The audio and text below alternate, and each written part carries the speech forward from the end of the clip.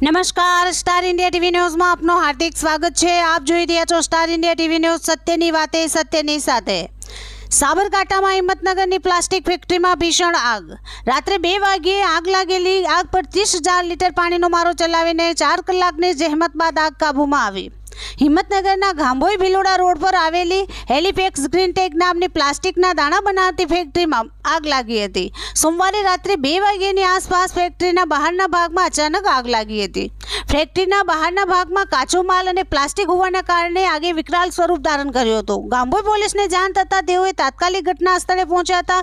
Himmatnagar fire વિભાગની 2 team, એક mini અને એક બ્રાઉઝર સાથે ઘટના સ્થળે પહોંચી આગને કાબૂમાં લીધી હતી। ફાયર વિભાગની ટીમોએ મંગળવારે સવાર સુધીમાં 4 કલાકથી વધુ સમય સુધી કામગીરી હાથ ધરી હતી। આ દરમિયાન 30,000 લીટરથી વધુ પાણીનો મારો ચલાવીને આગને કાબૂમાં લેવામાં આવી હતી। પ્રાથમિક તપાસમાં આગ લાગવાનું કારણ શોર્ટ સર્કિટ હોવાનું જાણવા મળ્યું છે। Star India TV news, Himmatnagar reporter Kalpesh Panchal, જિલ્લા સાબરકાંઠા।